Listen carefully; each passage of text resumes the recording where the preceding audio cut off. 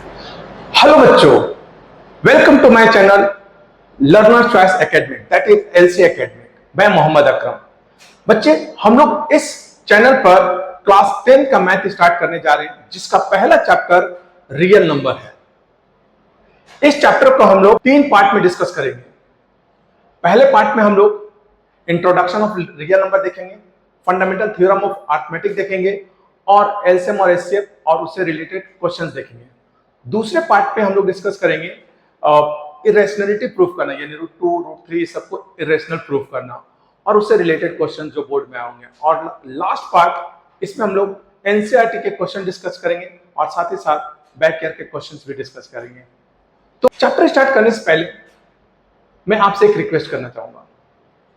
अगर आप मेरे इस लेक्चर को पसंद कर रहे हैं, अगर आपको ये लेक्चर समझ में आ रहे हैं, तो प्लीज इसे लाइक करें, शेयर करें और हाँ, अगर आप इस चैनल पर नए हैं तो इसे सब्सक्राइब करें और साथ ही साथ बेल आइकन के बटन को भी प्रेस कर दें, जिससे कि जो भी लेक्चर इस चैनल पर अपलोड किया जाए उसकी नोटिफिकेशन आप तक आसानी से पहुंच जाए। स्टार्ट करते हैं chapter, that is real number part 1, right. इस चैप्टर का जो पहला टॉपिक है वो है रियल नंबर। रियल नंबर क्या होता है, बहुत सिंपल वे में मैं समझाने की कोशिश करूंगा कि रियल नंबर क्या है। हालांकि क्लास 9 में भी इस टॉपिक को आपने समझा था, अगर नहीं भी समझा है तो कोई दिक्कत नहीं है, इसे मैं बहुत आसान भाषा में आपको समझाने की कोशिश करता हूं कि रियल नंबर होता है। देखिए, रियल नंबर क्या होता है बच्चे, रियल नंबर है ना, रियल नंबर बेसिकली क्या है, रियल नंबर बेसिकली क्या है, it is the combination of rational number, ध्यान से समझिएगा, रेशनल नंबर, ठीक है, और दूसरा इरेशनल नंबर, यानी ये जो रियल नंबर है वो रेशनल और इरेशनल नंबर का कॉम्बिनेशन होता है, यानी combination of real and rational number and irrational number, इन दोनों का कॉम्बिनेशन ही हमारा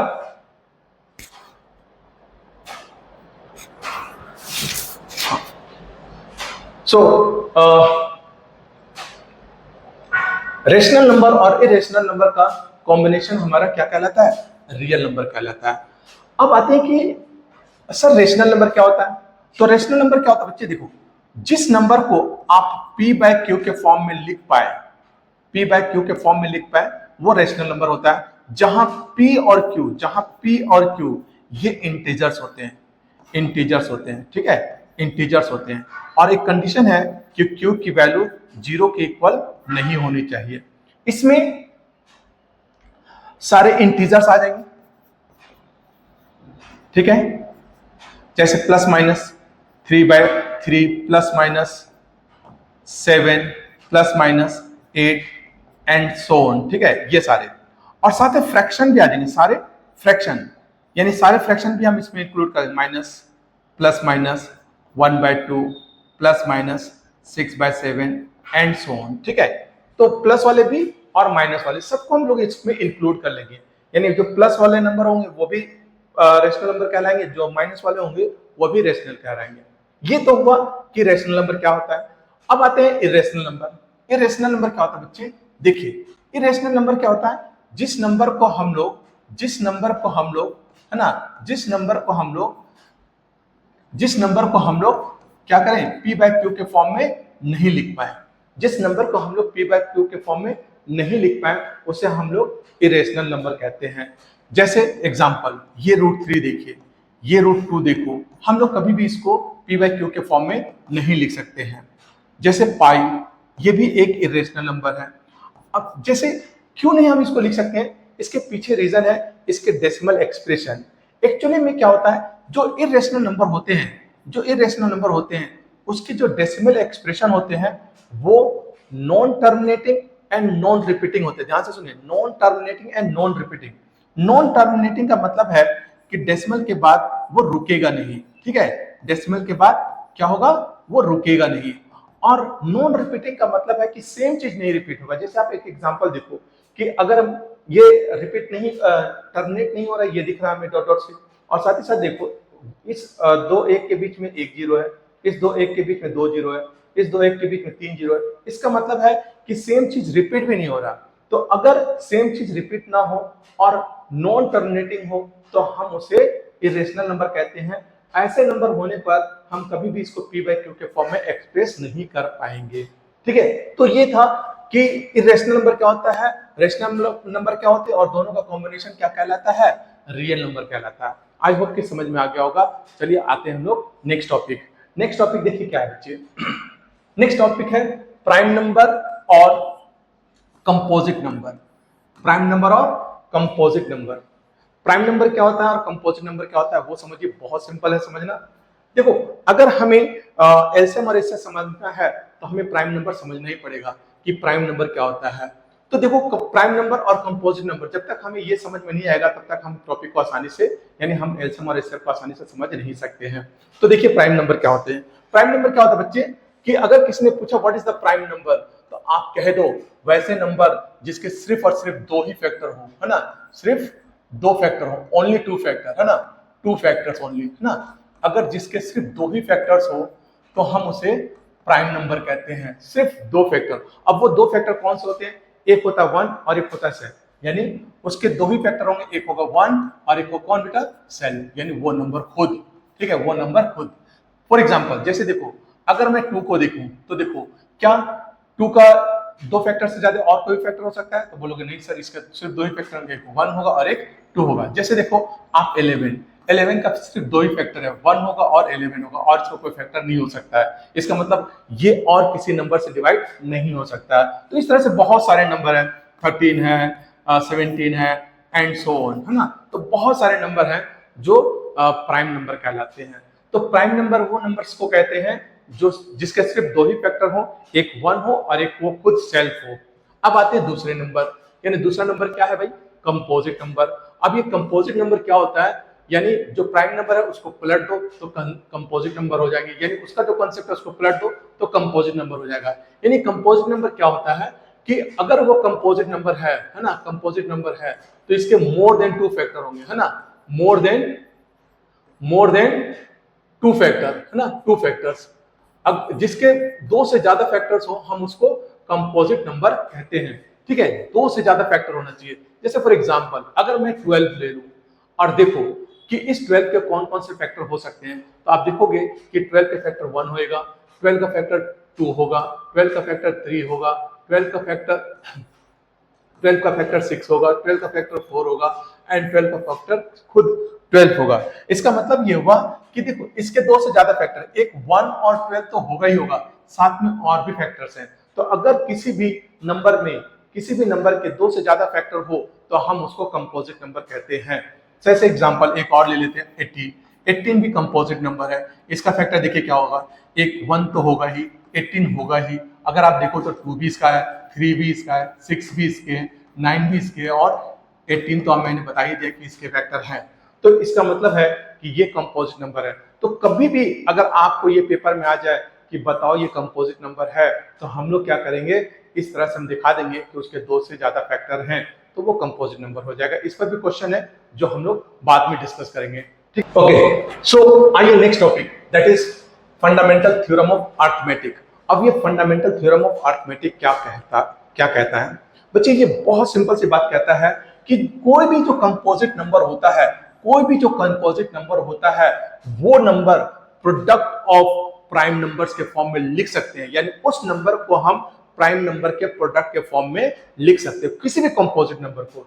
जैसे देखिए एक एग्जांपल ले लेते हैं, जैसे 12 है, तो देखो इस 12 को हम लोग 2 इंटू 2 इंटू 3, है ना, 2 इंटू 2 इंटू 3, यानी इसको हम प्राइम नंबर के प्रोडक्ट के फॉर्म में लिख सकते हैं। जैसे मान लो 16 है तो 16 को हम लोग 2 इंटू 2 इंटू 2 इंटू 2 इंटू 2 लिख सकते हैं। जैसे मान लो 24 है, 24 को भी क्या लिख सकते हो, 2 इंटू 2 इंटू 2 इंटू कितना 3। जैसे मान लो 60 है, 60 को भी हम लोग लिख सकते हैं 2 इंटू 2 इंटू 3 इंटू 5। ठीक है, तो जितने भी कंपोजिट नंबर होते हैं उस नंबर को हम प्राइम नंबर के प्रोडक्ट के फॉर्म में लिख सकते हैं। आई होप कि समझ में आ गया होगा। आइए नेक्स्ट टॉपिक पर देखते हैं। नेक्स्ट टॉपिक क्या कहता है। नेक्स्ट टॉपिक जो कि मैंने कहा था इस चैप्टर का सबसे इंपॉर्टेंट टॉपिक है एलसीएम और एचसीएफ। अब देखते हैं एलसीएम क्या होता है और एचसीएफ क्या होता है। देखिए एलसीएम और एचसीएफ को समझने के लिए फंडामेंटल थ्योरम ऑफ अर्थमेटिक्स समझना था, जो मैंने आपको समझा दिया। अब आते हैं हम लोग कि एलसीएम क्या कहता है। देखिए बहुत सिंपल से आपको समझाता हूँ कि एलसीएम क्या होता है। एलसीएम निकालने के लिए एक एग्जांपल लेते हैं कि जैसे मुझे 40 और 60 का एलसीएम निकालना है, तो हम कैसे निकालेंगे। तो सबसे पहले हम क्या करेंगे, इस 40 को हम प्राइम नंबर के प्रोडक्ट के टर्म में लिख लेंगे। जैसे ये लिख सकते हैं 2 इंटू 2 इंटू 2 इंटू 5, है ना। 2 2 4 2 8 5 40, तो ये हो सकता है। अब इसको हम ऐसे भी लिख सकते हैं 2 पर पावर 3 और इंटू 5। उसी तरह 60 है, 60 को लिखो। 60 को हम लोग क्या लिख सकते हैं, देखो 2 इंटू 2 इंटू 3 इंटू 5, यानी हम इसको लिख सकते हैं 2 पर पावर 2 और इंटू 3 और इंटू 5। ठीक है। अब ये आया कैसे, अगर मान लो कि कोई आप नहीं लिख पा रहे इसको, तो बहुत सिंपल तरीका ये है। जैसे मैं 60 का ही एग्जांपल लेके थोड़ा समझा देता हूँ कि आप क्या करो कि जो कंपोजिट नंबर है उसको प्राइम नंबर से ही डिवाइड करते चले जाओ, है ना। देखो क्या होता है, ये हो जाएगा कितना, क्या होता हूँ 60, 2 से डिवाइड करेंगे 30 हो जाएगा, फिर 2 से डिवाइड करेंगे तो 15 हो जाएगा, फिर 2 से 3 से डिवाइड करेंगे तो 5 हो जाएगा, 5 से डिवाइड करेंगे तो 1 हो जाएगा। इसका मतलब 60 को हम इस तरह से लिख सकते हैं। तो किसी नंबर को अगर प्राइम नंबर के प्रोडक्ट की फॉर्म में लिखना हो तो आप इस तरह से उसको प्राइम नंबर से डिवाइड करते हुए आगे बढ़ जाए और फिर उसको आप इस तरह से लिख दो। ठीक है। लिखने के बाद अब देखिए एलसीएम क्या होता है, एलसीएम क्या होता है, एलसीएम क्या होता है ना। बने ध्यान से सुनिएगा एलसीएम क्या होता है। देखो ये कहता है कि जब एलसीएम निकालते हो तो जो भी नंबर्स के एलसीएम निकाल रहे हो उनके जितने भी प्राइम नंबर है उन सबका प्रोडक्ट कर लो। तो देखो इसमें एक 2 है, एक 5 है, प्रोडक्ट कर लिया। और एक और 3 भी है, इसको भी प्रोडक्ट कर लीजिए। अब उसके बाद देखो कि जो प्राइम नंबर आपने प्रोडक्ट में लिखा उसमें जो हाईएस्ट पावर है उसको इंक्लूड करें, यानी जिस पर पावर ज्यादा है उसको। जैसे 2 पर यहाँ पर 2 पावर है, यहाँ 3 पावर है, तो हम लोग क्या करेंगे, जो हाईएस्ट पावर है उसको ले लेंगे। ठीक है। तो इस तरह से हम 2 को पर 2 भी है और 2 पर 3 पर भी है, 3 भी है, तो हम लोग ये नहीं लेकर के ये ले लेंगे। हाईएस्ट पावर हमें से ध्यान रखना है, हाईएस्ट पावर को लेना है। तो इस तरह से आप इसको सॉल्व करोगे तो ये रिजल्ट कितना आएगा, 8 5 इंटू 3, तो ये लगभग मेरे ख्याल है कि 120 के आसपास आ जाएगा। ठीक है, 120, यानी 40 और 60 का एलसीएम कितना हो गया, 120। तो फिर से मैं समझा देता हूं एलसीएम कैसे निकालेंगे। सबसे पहले आप जो भी नंबर्स के एलसीएम निकालना उसको प्राइम नंबर के प्रोडक्ट के फॉर्म में लिख लेंगे। लिखने के बाद जो हाईएस्ट पावर है उसको इंक्लूड करना। जैसे 2 पर 2 पावर है और 2 पर 3 पावर है, तो हम इसे नहीं लेंगे बल्कि 2 पर 3 पावर को लेंगे। ठीक है। और फिर उसको मल्टीप्लाई करके रिजल्ट लिख लेना, वही उसका एलसीएम होगा। आई होप कि एलसीएम समझ में आ गया होगा। अगर आपको ये समझ में आ गया होगा तो आप एलसीएम निकालिए 56 और 60, इसका एलसीएम निकाल करके कमेंट बॉक्स में इसका आंसर जरूर लिखें। ठीक है। अब आते हैं हम लोग नेक्स्ट टॉपिक एचसीएफ। एचसीएफ क्या होता है, ये और आसान है। इसको भी एग्जांपल के थ्रू हम इसके डेफिनेशन पर आते हैं। जैसे मान लो मुझे 40 और 60 का एलसीएम निकालना है, तो सबसे पहले हम क्या करेंगे, 60 है तो 60 का प्राइम प्रोडक्ट लिखो। तो प्राइम नंबर के प्रोडक्ट के फॉर्म में कैसे लिखेंगे, ऑलरेडी मैं बता चुका हूँ, 2 इंटू 2 इंटू 3 और इंटू 5, यानी 2 का स्क्वायर इंटू 3 और इंटू 5। ठीक है। फिर ध्यान से पहले लिख लेते हैं, फिर समझते क्या कहता है। फिर हम लोग इसको 40 को लिखिए। 40 का क्या होगा, 2 इंटू 2 इंटू 2 इंटू कितना बेटा 5, यानी 2 पर पावर 3 और इंटू 5। अब आपको समझिए एचसीएफ क्या होता है, समझना बहुत सिंपल है एचसीएफ समझना। क्या करेंगे इसमें, एचसीएफ में क्या करना है, ध्यान सुनिए। एचसीएफ में क्या करना है, एचसीएफ, ठीक है। एचसीएफ में क्या करना है, ध्यान सुन ले। ठीक है। एचसीएफ में क्या करेंगे, एचसीएफ है ना। तो देखिए इसका एचसीएफ कैसे लिखेंगे। हम लोग क्या करेंगे बेटा कि इसमें जो कॉमन फैक्टर है उसको लिख दो। कॉमन फैक्टर कौन कौन है, आप देखोगे सर एक 2 दिख रहा है कॉमन फैक्टर और एक 5 दिख रहा है, ये कॉमन फैक्टर है। तो दोनों में, अगर 3 नंबर है तो तीनों में, 2 नंबर है तो दोनों में कॉमन फैक्टर्स को लिख दें। कॉमन फैक्टर, अच्छा 3 नंबर होगा तो तीनों में वो कॉमन होना चाहिए। ऐसा नहीं कि 2 में कॉमन है, तीसरे में कॉमन नहीं है तो हम उसको भी लिख देंगे ना। अगर हम 3 नंबर्स के एचसीएफ निकाल रहे हैं तो तीनों में वो कॉमन फैक्टर होना चाहिए। ठीक है। तो जैसे यहाँ पर 2 कॉमन है और एक 5 कॉमन है, 3 तो है नहीं कॉमन, उसको लिख दिया। लिखने के बाद जो इस पर पावर है जो कॉमन फैक्टर आप देख रहे हो उसके लीस्ट पावर को सिलेक्ट करना है ना। इसमें उसमें क्या था, एलसीएम में हाईएस्ट पावर सिलेक्ट करना था, इसमें क्या लीस्ट पावर यानी सबसे छोटे पावर को सिलेक्ट करेंगे। तो देखो यहाँ पर 2 है, यहाँ 3 है, तो हम कौन सा पावर सिलेक्ट करेंगे, 2। तो इस तरह से हम इसको सिलेक्ट करें। अब इसको सॉल्व कर दो, यही आपका आंसर हो जाएगा। यानी ये हो गया 4 5 20, यानी 40 और 60 का जो एलसीएम होगा वो 20 होगा। फिर से समझा दूं, बहुत सिंपल वे था कि आपको क्या करना है, जिन भी 2 नंबर का, 3 नंबर का, 4 नंबर का एचसीएफ निकालना होता है, सबसे पहले हम उन नंबर्स को प्राइम नंबर के प्रोडक्ट के फॉर्म में लिख लेते हैं। उसके बाद जो नंबर्स है उनमें कॉमन फैक्टर जो होते हैं उनको लिखते हैं विद लीस्ट पावर, और उसी को सॉल्व कर देंगे, हमारा एचसीएफ हो जाएगा। आई होप कि समझ में आ गया होगा। नेक्स्ट टॉपिक, ठीक है। जैसे एक एग्जांपल और ले लेते हैं हम लोग। जैसे यहाँ पर एक एग्जांपल है कि ए इतना है, बी इतना है, तो ए और बी का एलसीएम बताओ और एचसीएफ बताओ। तो देखो ए का वैल्यू क्या है भाई, x पर पावर 3, y पर पावर 5, b कितना है, b है x स्क्वायर और y पर पावर 6, है ना। तो सबसे पहले एलसीएम लिखो। एलसीएम के बारे में जो बताया था कि जितने भी फैक्टर्स हैं सबको प्रोडक्ट करो तो 2 ही फैक्टर दिख रहे, एक x दिख रहा और एक y दिख रहा। दूसरा क्या बताया था कि सबसे बड़ा पावर देखेंगे, तो x का सबसे बड़ा पावर कौन है, 3, y का सबसे बड़ा पावर कौन है, 6। यही इसका आंसर हो जाएगा, 3 y पर पावर 6। ये आपका एलसीएम हो गया। अगर एचसीएफ निकालना है तो एचसीएफ भी निकालो। एचसीएफ में क्या होता है, कॉमन फैक्टर को देखते हैं, x देख रहे हैं दोनों में कॉमन है, कॉमन, y दोनों में कॉमन है, कॉमन। उसके बाद दूसरा स्टेप क्या है कि हम पावर देखेंगे, सबसे छोटा पावर। तो सबसे छोटा पावर इसका 2 है, इसमें y वाले में सबसे छोटा पावर 5 है, तो एचसीएफ हो गया x स्क्वायर और y पर पावर 5, x स्क्वायर और y पर पावर 5, x स्क्वायर और y पर पावर 5। ये आपका HCF हो गया। आई होप कि समझ में आ गया होगा। एलसीएम और HCF, that's another very important topic कि एलसीएम और एचसीएफ हमने जो निकाला किसी भी 2 नंबर का, वो एलसीएम और एचसीएफ के बीच में क्या रिलेशन है। तो एलसीएम और एचसीएफ के बीच में अगर हम मुझे रिलेशन देखना है तो देखिए क्या रिलेशन होता है। मान लो कि हमारे पास 2 नंबर है ए और बी। कौन से 2 नंबर है, एक ए है और एक बी है। अब अगर हम उन दोनों नंबर का प्रोडक्ट कर दें, उसकी वैल्यू उतना ही होगी जितना कि एचसीएफ और एलसीएम का प्रोडक्ट होगा। यानी जो 2 नंबर हैं उनके एलसीएम और एचसीएफ का प्रोडक्ट उतना ही होता है जितना उन दोनों नंबर का प्रोडक्ट होगा। लेकिन बहुत इंपॉर्टेंट नोट जरूर लिख लीजिए, बहुत इंपॉर्टेंट नोट है कि ये वैलिड है ओनली फॉर 2 नंबर्स। ये वाला जो कॉन्सेप्ट है ना वो सिर्फ 2 नंबर के लिए है। अगर 3 और 4 नंबर की हम बात करें तो इसमें ये कॉन्सेप्ट वैलिड नहीं होता है। तो जब 2 नंबर्स की बात होगी तभी आप इस कॉन्सेप्ट को यूज करना, अदरवाइज ये कॉन्सेप्ट यूज नहीं होगा। तो क्या कॉन्सेप्ट था, फिर से मैं बता दूं कि ये कहता है कि एलसीएम और एचसीएफ का प्रोडक्ट दोनों नंबर के प्रोडक्ट के इक्वल होगा। आइए एग्जांपल के साथ समझने की कोशिश करते हैं।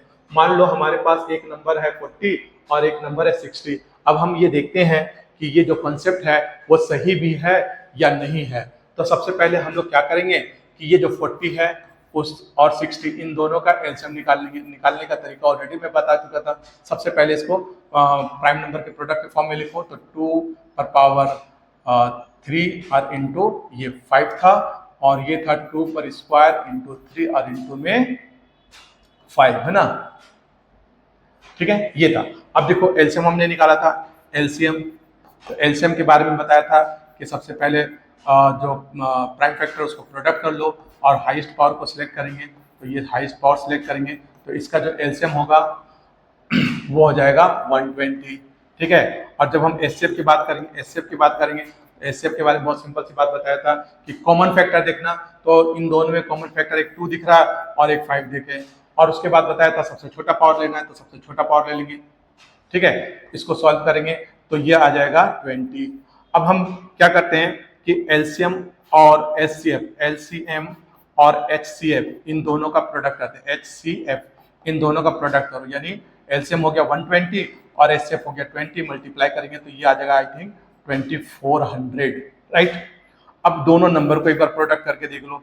दोनों नंबर को प्रोडक्ट करो तो 2 नंबर कौन कौन सा है, एक हमारा 40 है और एक हमारा 60 है। दोनों को मल्टीप्लाई करो तो ये भी 2400 आ जाएगा। तो इसका मतलब क्या हुआ कि LCM into H C F is equal to क्या आ गया, ए इंटू बी आ गए।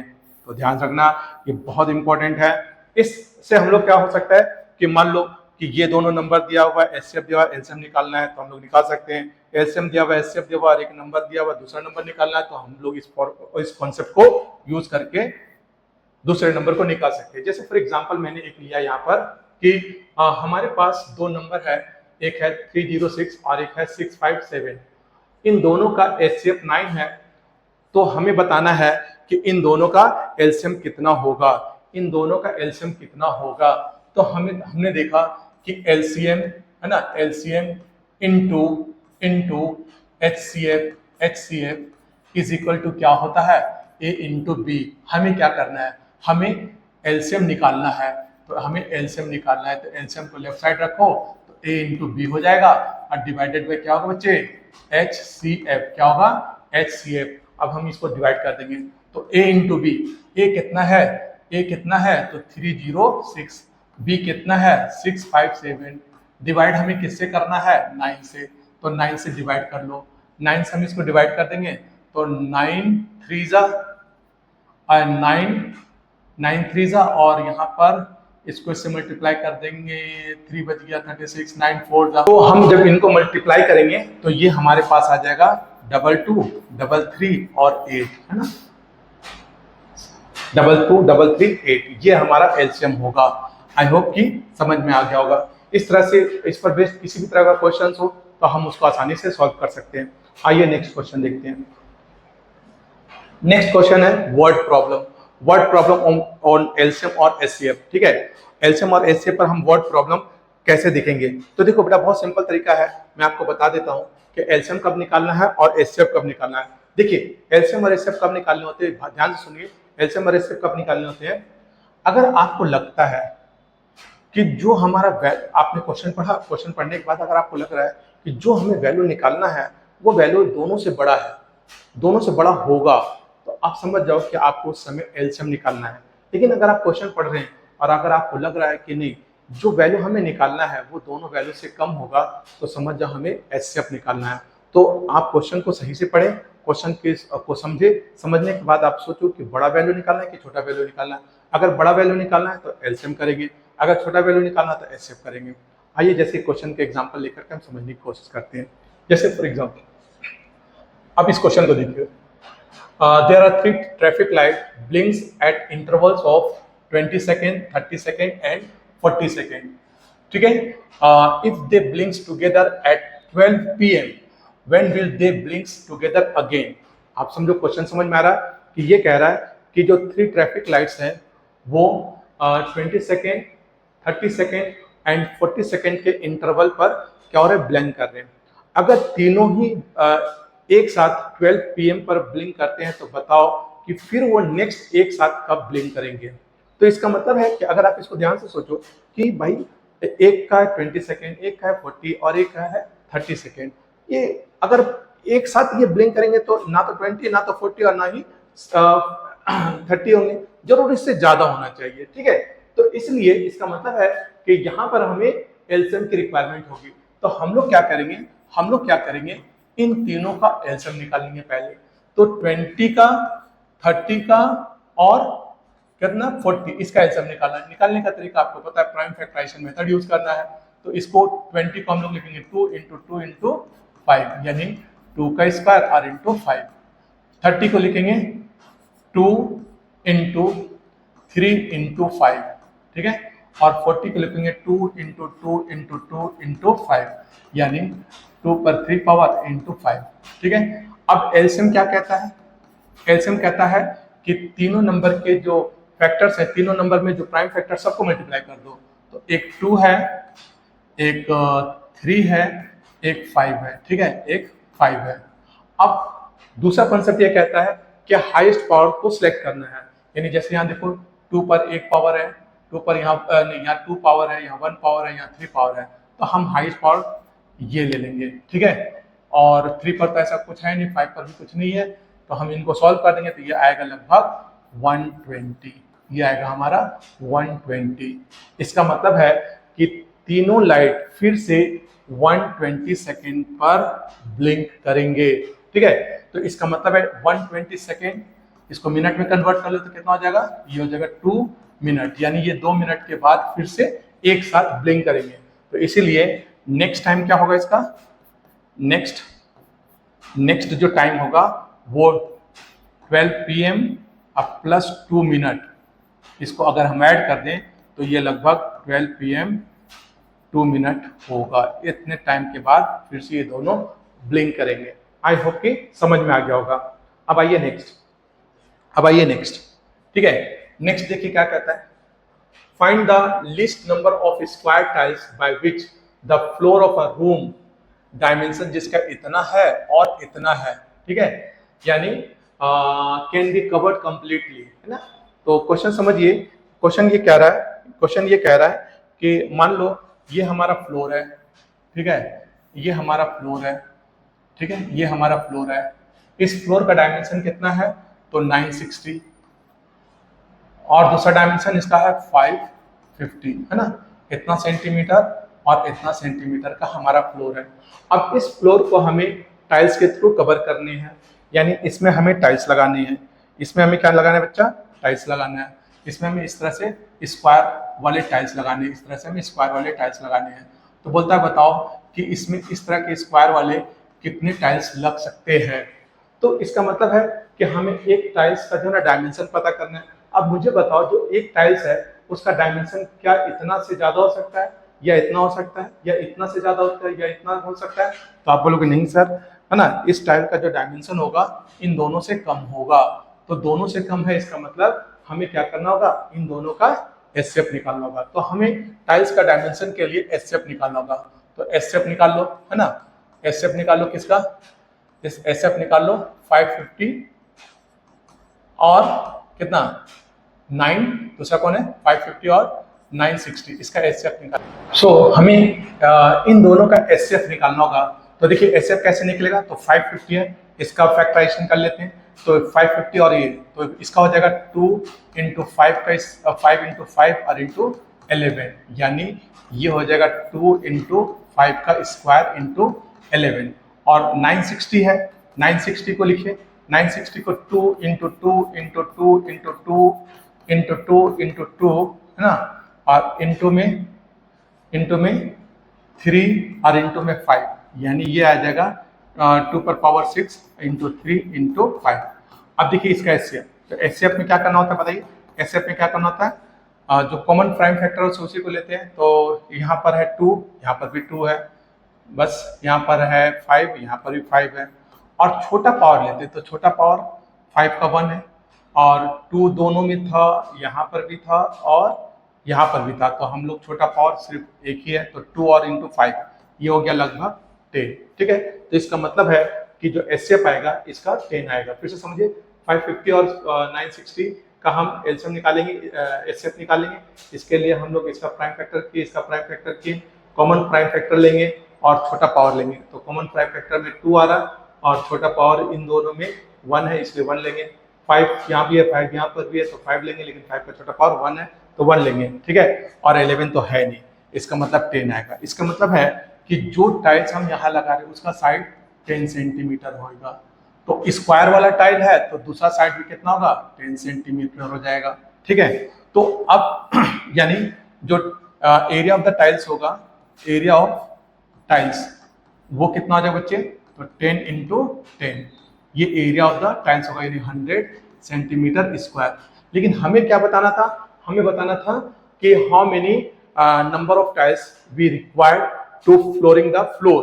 तो इसका मतलब है कि अगर हमें नंबर ऑफ टाइल्स निकालना है, नंबर ऑफ टाइल्स निकालना है, तो क्या करेंगे हम लोग, नंबर ऑफ टाइल्स निकालने के लिए पूरे फ्लोर के एरिया को हम टाइल्स के एरिया से डिवाइड कर देंगे।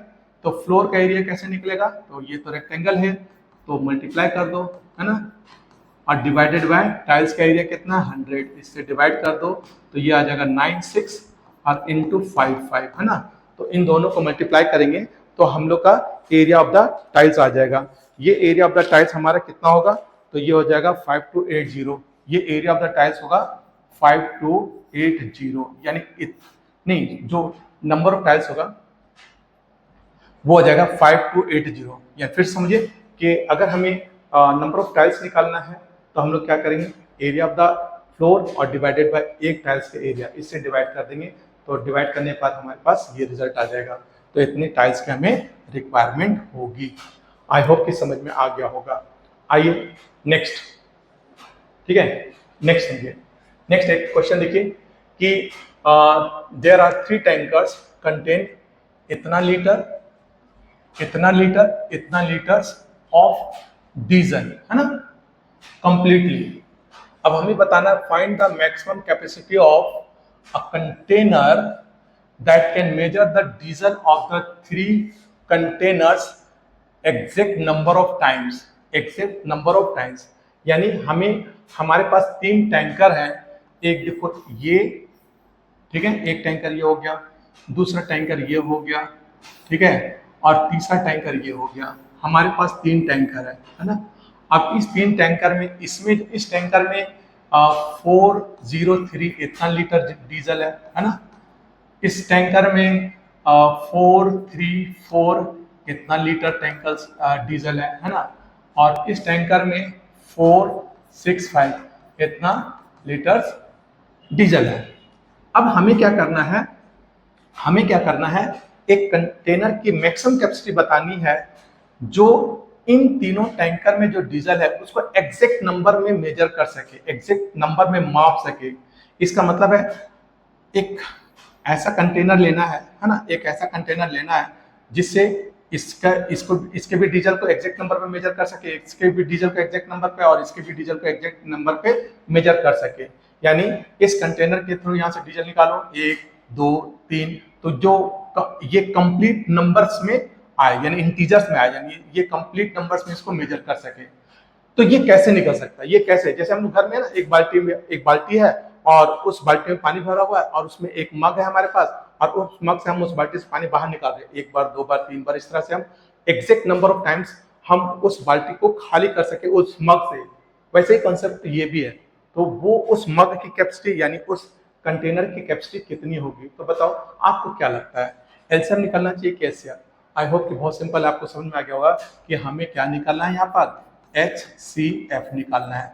तो इसका मतलब हम क्या करेंगे, इनका HCF निकाल लेंगे। तो बहुत सिंपल तरीका है, 403 और दूसरा कौन है भाई 434 और तीसरा कौन है 465, है ना।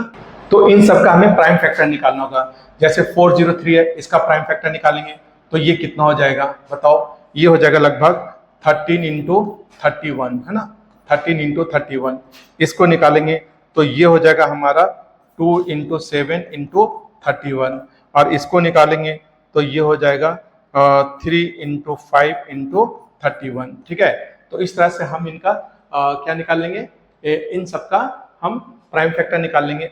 अब आप देखो कि इसमें कॉमन कौन है ना। एचसीएफ निकालने में क्या करना पड़ता है, एचसीएफ निकालने के लिए हमें कॉमन फैक्टर देखना होता है। तो तीनों में 31 कॉमन फैक्टर है, तो 31 इसका एचसीएफ हो जाएगा। इसका मतलब है कि इस कंटेनर की जो कैपेसिटी होगी, इस कंटेनर की जो कैपेसिटी होगी कितना आना चाहिए, एचसीएफ के इक्वल आना चाहिए, इतना लीटर।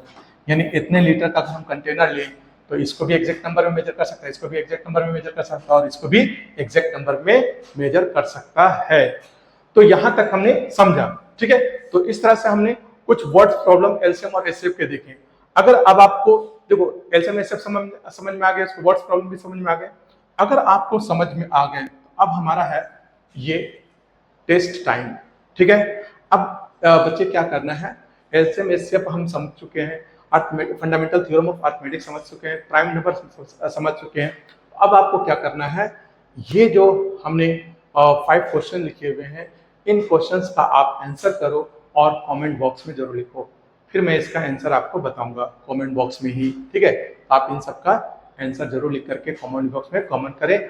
मिलते हैं हम लोग नेक्स्ट पार्ट में। जैसे मैंने कहा था कि आपको ये 3 पार्ट में डिस्कस किए जाएंगे। पहला पार्ट डिस्कस किया जा चुका है। सेकेंड पार्ट में हम लोग क्या करेंगे कि इरेशनैलिटी प्रूफ करेंगे और साथ ही साथ कुछ इंपॉर्टेंट क्वेश्चन ले लेंगे, और थर्ड पार्ट में हम एनसीईआरटी के क्वेश्चन डिस्कस करेंगे, ठीक है। तो मिलते हैं हम लोग नेक्स्ट क्लास में। अगर आपको ये लेक्चर समझ में आए प्लीज इसको लाइक और शेयर जरूर करना, और मेरे इस चैनल को सब्सक्राइब करना। जय हिंद, जय भारत।